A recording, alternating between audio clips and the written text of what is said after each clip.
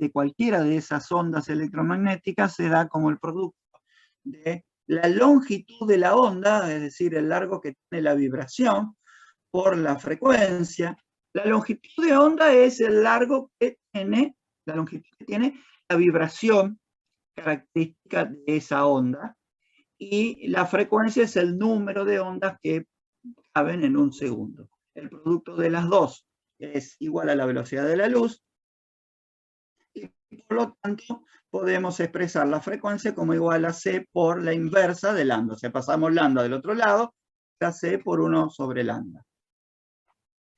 Y entonces se define un nuevo valor que es 1 sobre lambda. La inversa de la longitud de onda se llama número de ondas y representa justamente eso, el número de ondas completas que caben en un centímetro. Por lo tanto, como es 1 sobre longitud, es 1 sobre, por ejemplo, centímetro, 1 sobre metro o 1 sobre algún otro valor de longitud, en este caso 1 sobre centímetro, o sea, centímetros a la menos 1. Y entonces ahí, combinando las dos expresiones, 1 y 2, queda que E es igual a constante de campo C por la inversa de lambda. Se reacomoda eso y de esa manera E queda igual a un valor, una constante, un valor constante, multiplicado por la inversa de la longitud de onda. Quiere decir que la energía es directamente proporcional a la frecuencia y también es directamente proporcional a la inversa de lambda, la inversa de la longitud de onda. Entonces, la gente que trabaja en estas cuestiones, en estos campos, la espectroscopía fundamentalmente, han encontrado, por cuestiones prácticas, es sumamente conveniente, en vez de expresar la energía de la radiación como energía, expresarla como inversa de longitud de onda. Por lo tanto, siendo E directamente proporcional a 1 sobre lambda, puede expresarse E en unidades de 1 sobre lambda, en vez de directamente las unidades que le corresponde a la energía, y viceversa. Eso es parecido a lo que se hacía, por ejemplo, o lo que se suele hacer cuando se expresa la presión en milímetros de mercurio, por ejemplo. ¿Por qué? Porque se la considera equivalente a la presión que ejerce una columna de líquido, en este caso mercurio. ¿Por qué? Y porque la temperatura constante, la presión es directamente proporcional, la presión de una columna de líquido, la que ejerce sobre su base, la columna, es directamente proporcional a la longitud. Entonces, en vez de decir la presión es tanto, lo damos en forma de longitud. Pero eso, bueno, de todos modos, eso es un poco anecdótico, y lo que me importa es que me dan los valores de P y de delta, me los den en la misma unidad. Sea centímetro a la menos 1, kilojoule, lo que sea.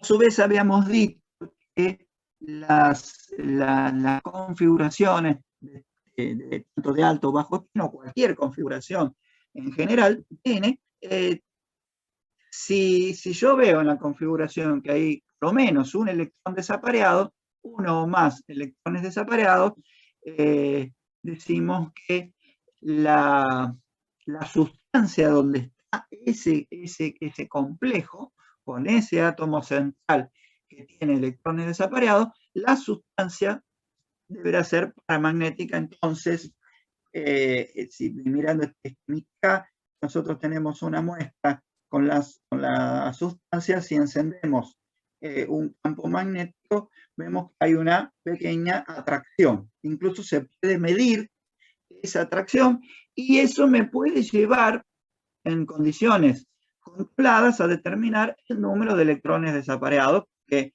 el grado de paramagnetismo depende de eso, del número de electrones desapareados.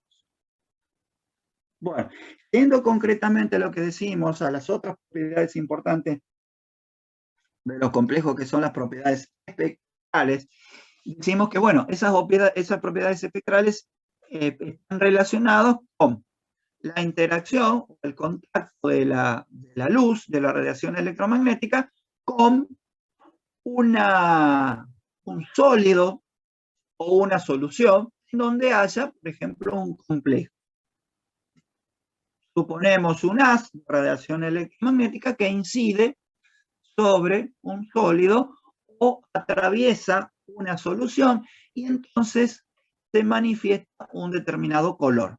¿Por qué? Porque la propiedad espectral que vamos a ver es el color. Es una de las propiedades espectrales. Vamos a ver de qué manera podemos entender justamente el color. No solo de los complejos, como es en este caso, sino en general de cualquier cuerpo. La presencia de color, el hecho de que una sustancia exhiba color, depende de la composición de la luz que refleja. Es decir, depende de la composición de la luz que le llega, y esta, a su vez, depende de la luz que absorbe. Es decir, se supone que de la luz que le llega, una parte se absorbe y una parte se refleja o se deja, se transmite a través, por ejemplo, de una solución. Me está diciendo esto, que el color está íntimamente relacionado con la luz, la radiación electromagnética. ¿De qué manera? ¿Qué es lo que vamos a tomar como modelo, a suponer? Que es el modelo aceptado, obviamente. La parte que se absorbe, o sea, la parte que ingresa en el grueso, en el cuerpo de esa sustancia, produce o provoca transiciones electrónicas. O sea, esa absorción es una absorción de energía. Esa energía, en determinadas circunstancias, puede producir o no movimientos electrónicos, es decir, traslados de electrones desde algunas zonas a otras del, por ejemplo, ion central. Es decir, de algunas zonas de menor energía, o orbitales de menor energía, a orbitales de mayor energía. O sea, la absorción, esa absorción de energía, cuando ocurre, lo que produce es alguna redistribución de los electrones. Pero no siempre es así. Lo que estamos diciendo acá es que nos van a interesar ese tipo de transiciones. ¿Por qué? Porque otra luz de otra energía puede producir otro tipo de fenómeno, no necesariamente un reacomodamiento de electrones.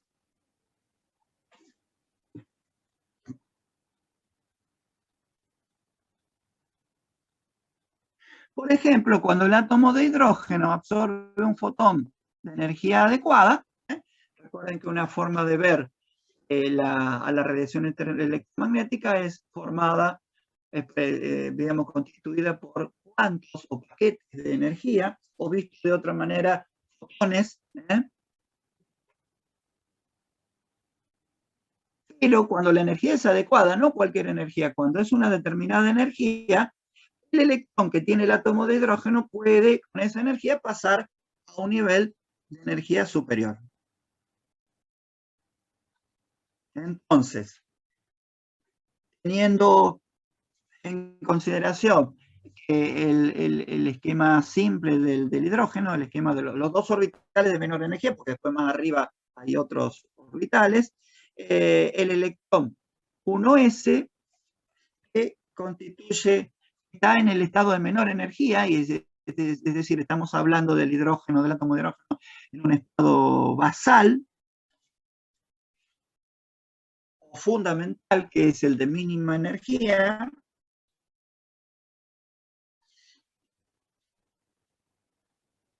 con una cierta separación de energía. Si ese átomo de hidrógeno absorbe un fotón o un cuanto de radiación electromagnética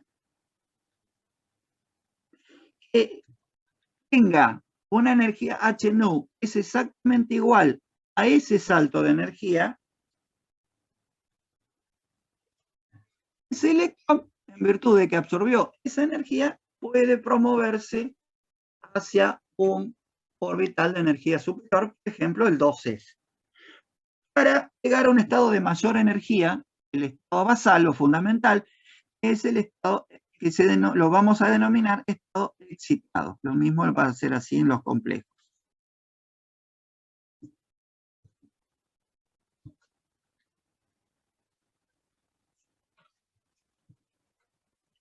Para que ocurra ese fenómeno, que lo vamos a denominar transición,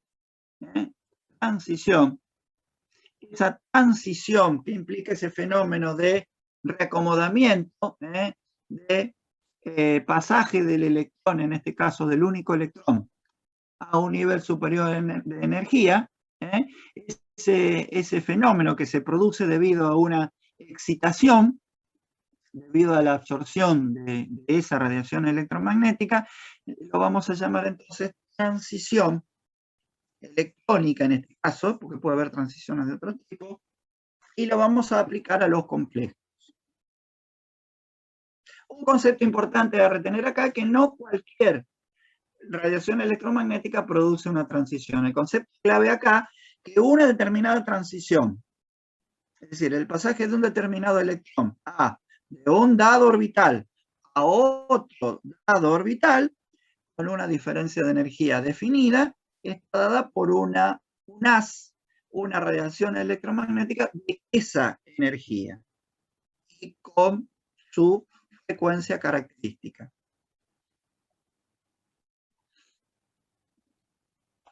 Si esta absorción en el átomo de hidrógeno o en la estructura química que sea, corresponde a un cuanto o fotón de luz visible, es decir, todas las posibles radiaciones electromagnéticas del espectro electromagnético,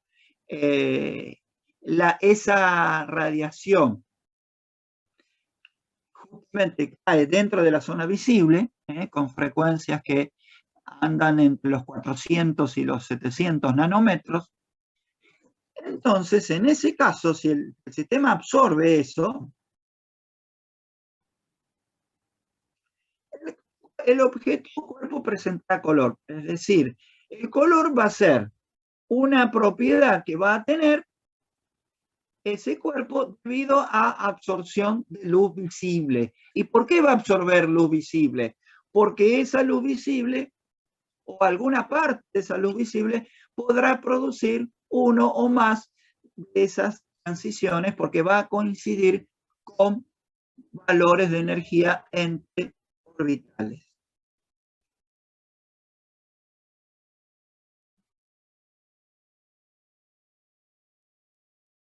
En el caso específicamente de los complejos de los metales de transición, nosotros tenemos que tener en cuenta cómo va a ser eso. Tenemos que imaginarnos el sólido o una solución del complejo, donde está, por ejemplo, un catión complejo y el anión, el contraión que se llama, cuando en un compuesto iónico o en un compuesto donde puedo diferenciar catión y anión, cada uno es el contraión del otro. El anión es el contraión del catión y viceversa. En una solución, por ejemplo, imagínense una solución. Tengo un catión complejo, por ejemplo, y un anión, que es su contraión, ¿qué es lo que nos imaginamos? Que le incide un haz de luz, determinada composición, y una parte se refleja o se transmite, y una parte puede absorberse o no. Entonces, en ese complejo, si ese complejo absorbe, la absorción, recuerden, volvemos a insistir, que se produce porque hay la energía de la radiación, es decir, la radiación que incide tiene componentes que tienen una energía que coincide con transiciones electrónicas posibles. En el caso de los complejos, esas transiciones pueden ser de dos tipos. Entre orbitales D del metal, serán transiciones de D, o entre orbitales del metal y orbitales de los ligandos.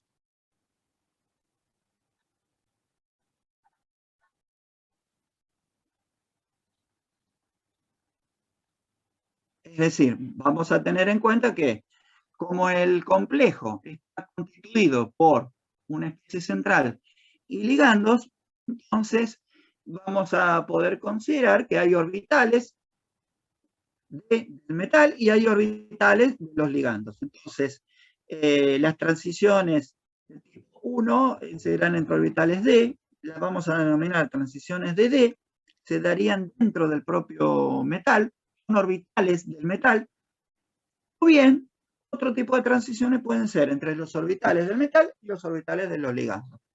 Puede ser metal a ligando o ligando a metal. Eso es en general, más allá de cualquier teoría que consideremos. Pero si consideramos la TCC solo habla de los orbitales D, o sea, de la división que ocurren con los orbitales D. ¿Por qué? Porque como es una teoría electrostática, ignora completamente los orbitales de los ligandos, y es más, los ligandos están reducidos en la teoría de campo cristalino a simples cargas puntuales. Se concentra en los orbitales D, por eso consideramos la división de los orbitales D. La teoría de campo cristalino no puede explicar ni considerar las transiciones número 2, sí las número 1. Pero las número 2 existen realmente. Ahí, bueno, ahí estamos viendo una limitación que puede tener la TCC. Entonces, según la TCC, las transiciones entre orbitales D, ¿cuáles van a ser los niveles? ¿Cuál va a ser la transición? De un orbital 2G a un orbital EG.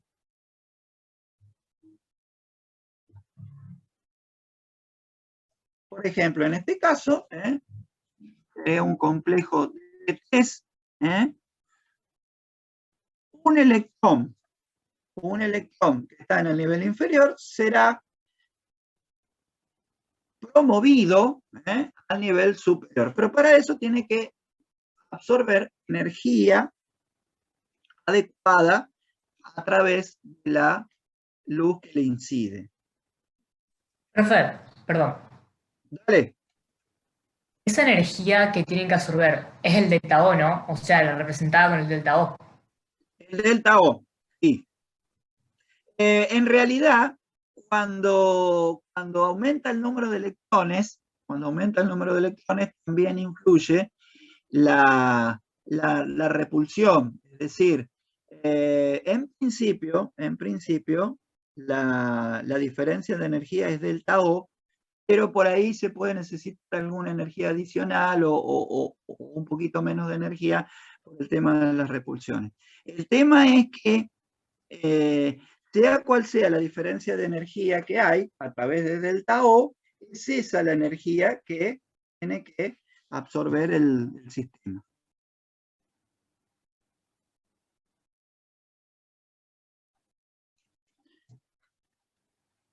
Los complejos de 0 y de 10 son en general incoloros.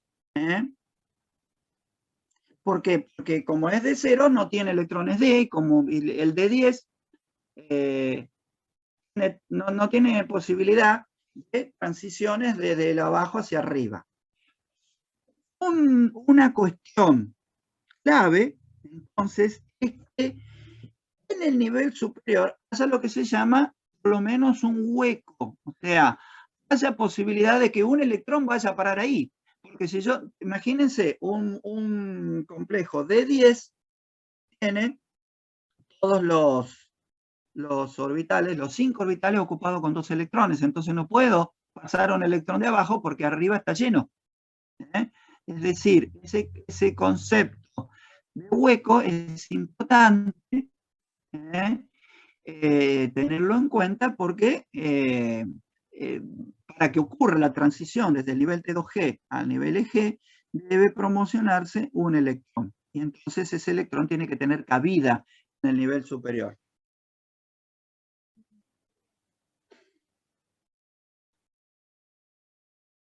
Pero de todos modos, los complejos de 0 y de 10 pueden presentar en algún caso pueden presentar color. Algún complejo de cero, principalmente, puede presentar color, pero en ese caso ya no va a ser la transición de D, sino que va a ser las transiciones del otro tipo, la de tipo 2. Que de D no puede tener, la 1, la tipo 1 no la puede tener la 2, o no.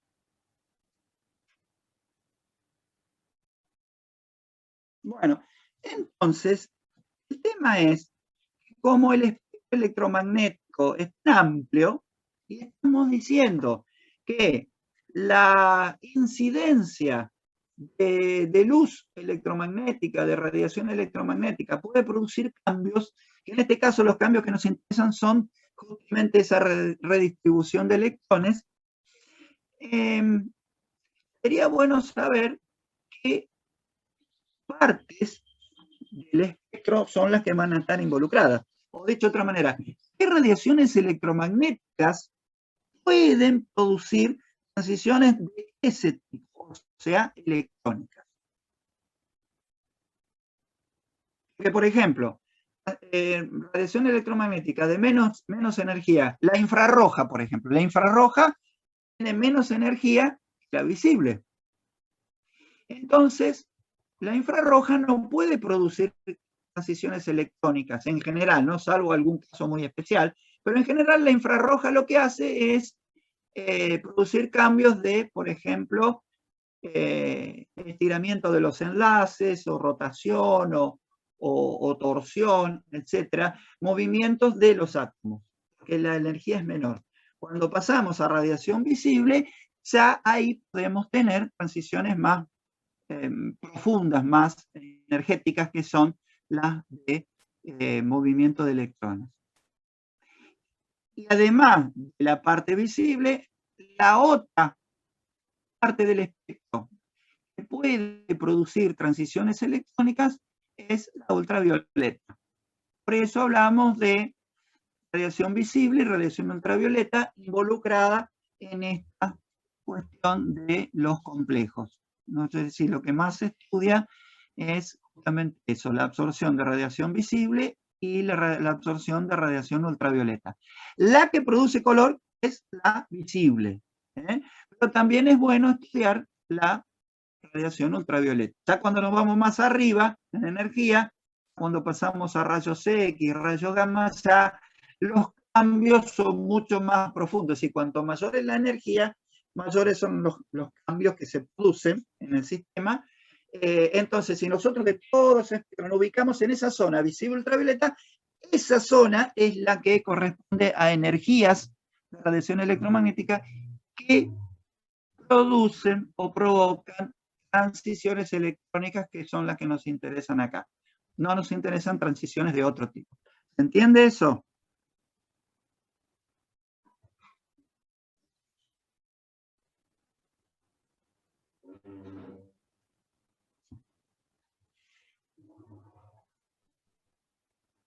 Entonces repetimos, las transiciones, las radiaciones electromagnéticas en general provocan transiciones de tipo electrónica, o sea que provocan redistribuciones de los electrones, que es la transición que nos interesa en este caso, son las visibles y ultravioleta.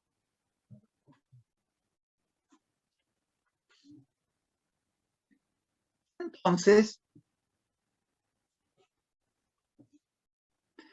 surgió en su momento con estas cuestiones de decir, bueno, todo el rango radiación ultravioleta y visible son radiaciones que pueden producir estas transiciones electrónicas. Entonces surgió en su momento la idea de ver, bueno, un determinado complejo de ese rango visible ultravioleta absorbe cada complejo, porque obviamente es obvio que los distintos complejos no van a absorber todos iguales, porque tienen configuraciones electrónicas y niveles de energía diferentes. Por lo tanto, surgió la idea de investigar eso. Es decir, ver cómo responde un complejo cuando se le hace incidir radiación electromagnética visible y ultravioleta. Y ahí surge una técnica experimental, una técnica de laboratorio, que se denominan técnicas espectrofotométricas. No interesa tanto el nombre, y el aparato diseñado para investigar cómo responde cada complejo o un determinado complejo a esa parte del espectro visible ultravioleta, ese aparato se denomina espectrofotómetro. Entonces, la idea general, ¿cuál es? Hacer incidir sobre un complejo, pero para eso el complejo no lo puedo tener solo. Por ejemplo, una solución, donde esté un cation complejo, siempre te va a tener su compañerito contraión, su anión, pero está en solución, porque el complejo está distribuido en la solución. Y entonces se le hará incidir radiación electromagnética, ¿de cuál? De toda esa zona, pero de a una, o sea, primero radiación visible y luego radiación ultravioleta, para ver lo que sale luego de atravesar el complejo, qué composición tiene. Entonces, ahí, en ese esquema, ahí está un poco clarito. Bueno, la idea básica, ¿no es cierto?, de este aparato, que es un aparato que me permite hacer un experimento para ver cómo es la absorción. Tengo que tener primero en el aparato una fuente de luz. El aparato normalmente tiene dos lámparas, que no se puede trabajar con una misma lámpara, conviene trabajar con dos lámparas. Una que me da luz visible y otra que me da luz ultravioleta. Y porque yo sé que en esa zona del espectro están las radiaciones que producen transiciones electrónicas, que son las que me pueden, por ejemplo, producir color cuando están en el visible. Lo que se hace, entonces la lámpara me produce todo un haz. Por ejemplo, una lámpara de luz visible me produce prácticamente todo el espectro visible. ¿Qué es lo que se hace? Con un sistema de rendijas se va seleccionando primero un afinito de la luz completa.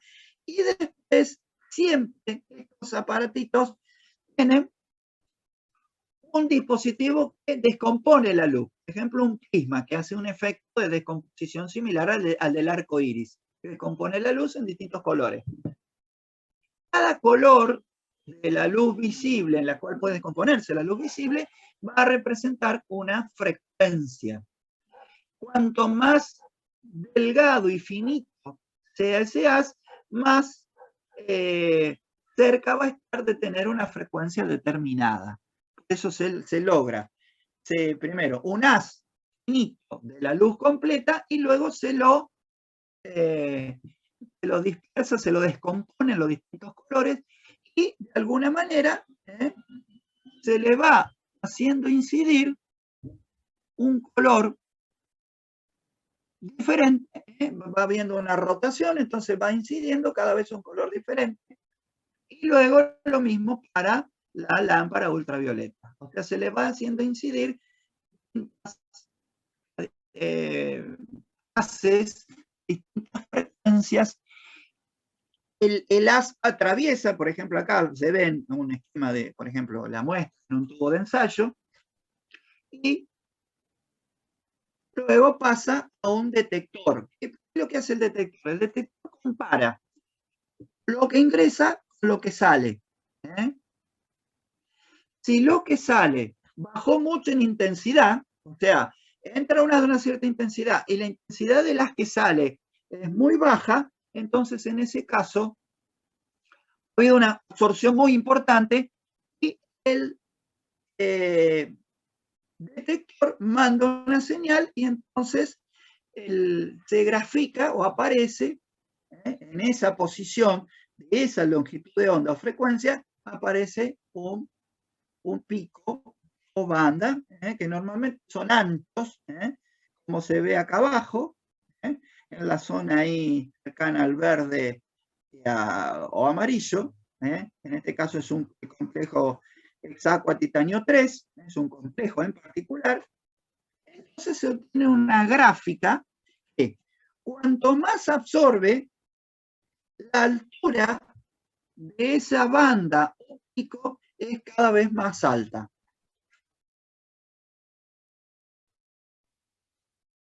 Entonces, cada absorción a una dada longitud de onda se registra como un pico o banda de absorción, obteniéndose lo que se denomina una gráfica que se llama espectro de absorción.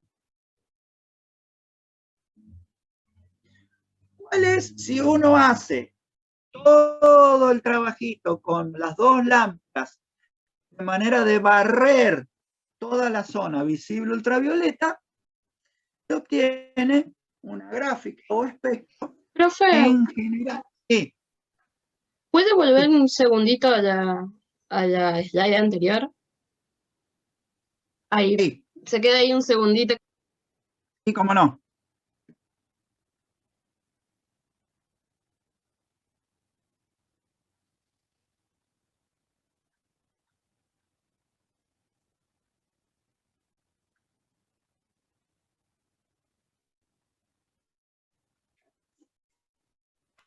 Listo, Bueno, gracias. muy bien. Una forma general de espectro obtenido es la que se muestra ahí, la forma típica.